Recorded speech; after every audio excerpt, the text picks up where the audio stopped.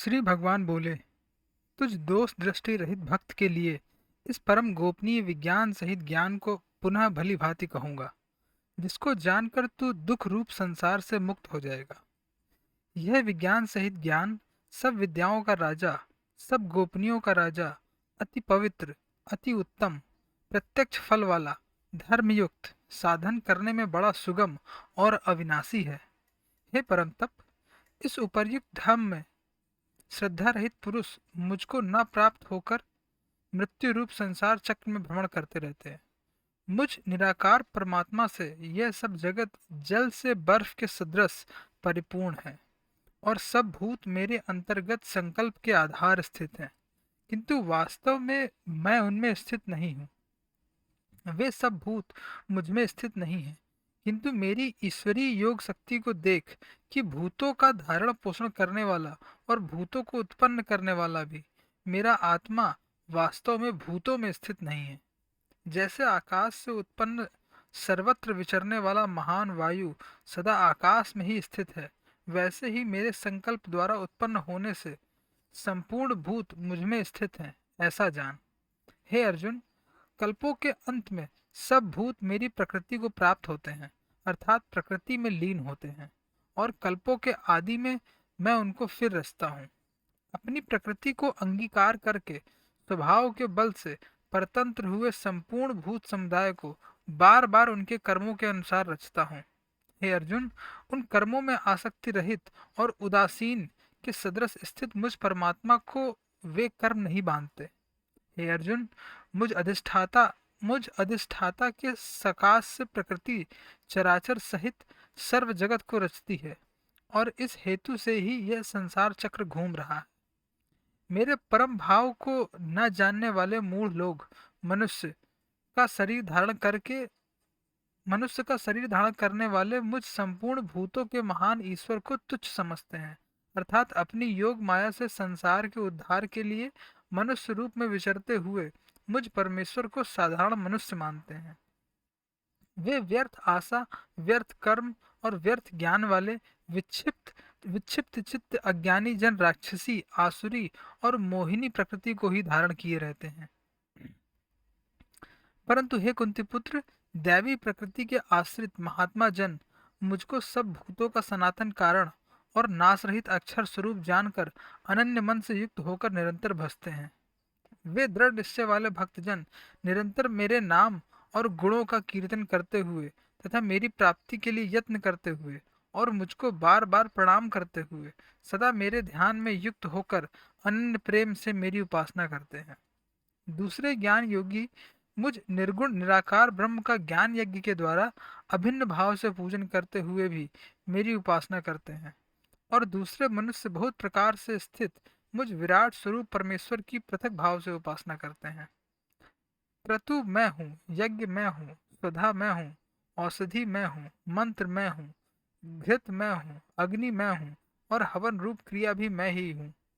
इस इस संपूर्ण जगत का धाता अर्थात धारण करने वाला एवं कर्मों के फल को देने वाला पिता, माता, पितामह, जानने योग्य पवित्र ओंकार तथा ऋग्वेद, सामवेद और यजुर्वेद भी मैं ही हूँ।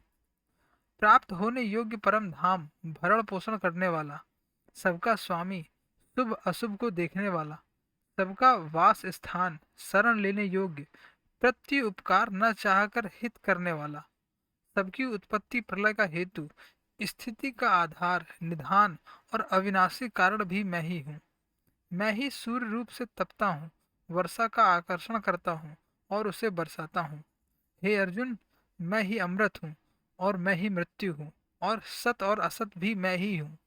तीनों वेदों में विधान किए हुए सकाम कर्मों को करने वाले, सोम रस को पीने वाले, पाप रहित पुरुष मुझको यज्ञों के द्वारा पूजकर स्वर्ग की प्राप्ति चाहते हैं।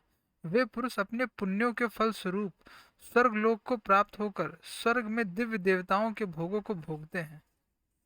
वे उस विशाल स्वर्ग लोक को भोगकर पुण्य क्षीण होने पर मृत्यु लोक को प्राप्त होते हैं। इस प्रकार स्वर्ग के साधन रूप तीनों वेदों में कहे हुए सकाम कर्म का आश्रय लेने वाले और भोगों की कामना वाले पुरुष बार बार आवागमन को प्राप्त होते हैं, अर्थात पुण्य के प्रभाव से स्वर्ग में जाते हैं और पुण्य क्षीण होने पर मृत्यु लोक में आते हैं।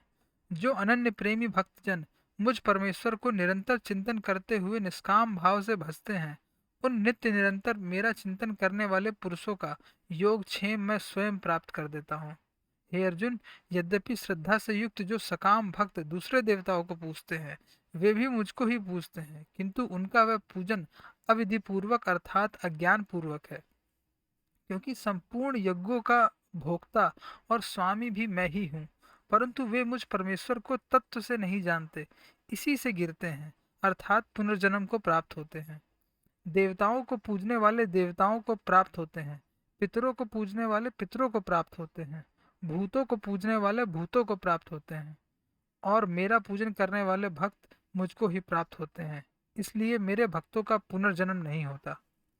जो कोई भक्त मेरे लिए प्रेम से पत्र, पुष्प, फल, जल आदि अर्पण करता है, उस शुद्ध बुद्धि निष्काम प्रेमी भक्त का प्रेम पूर्वक अर्पण किया हुआ वह पुत्र, पुष्प आदि मैं सगुण रूप से प्रकट होकर प्रीति सहित खाता हूँ।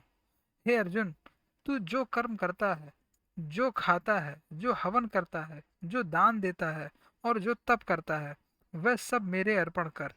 इस प्रकार जिसमें समस्त कर्म मुझ भगवान के अर्पण होते हैं, ऐसे संन्यास योग से युक्त चित्त वाला तू शुभ और अशुभ फल रूप कर्म बंधन से मुक्त हो जाएगा और उनसे मुक्त होकर मुझको ही प्राप्त होगा। मैं सब भूतों में समभाव से व्यापक हूँ, न कोई मेरा अप्रिय है और न प्रिय है, परंतु जो भक्त मुझको प्रेम से भजते हैं वे मुझ में हैं और मैं भी उनमें प्रत्यक्ष प्रकट हूँ। यदि कोई अतिशय दुराचारी भी अनन्य भाव से मेरा भक्त होकर मुझको भजता है, तो वह साधु ही मानने योग्य है, क्योंकि वह यथार्थ निश्चय वाला है, अर्थात उसने भली भांति निश्चय कर लिया है कि परमेश्वर के भजन के समान अन्य कुछ भी नहीं है। वह शीघ्र ही धर्मात्मा हो जाता है और सदा रहने वाली परम शांति को प्राप्त हो जाता है। हे अर्जुन, तू निश्चय पूर्वक सत्य जान कि मेरा भक्त नष्ट नहीं होता। हे अर्जुन, स्त्री, वैश्य, शूद्र तथा पाप योनि चांडाल आदि भी जो कोई भी हो, वे भी मेरे शरण होकर परम गति को ही प्राप्त होते हैं। फिर इसमें कहना ही क्या है, जो पुण्यशील ब्राह्मण तथा राजर्षि भक्तजन मेरी शरण होकर परम गति को प्राप्त होते हैं। इसलिए तू सुख रहित और क्षण भंगुर इस मनुष्य शरीर को प्राप्त होकर निरंतर मेरा ही भजन कर। मुझ में मन वाला हो, मेरा भक्त बन, मेरा पूजन करने वाला हो, मुझको प्रणाम कर। इस प्रकार आत्मा को मुझ में नियुक्त करके मेरे परायण होकर तू मुझको ही प्राप्त होगा।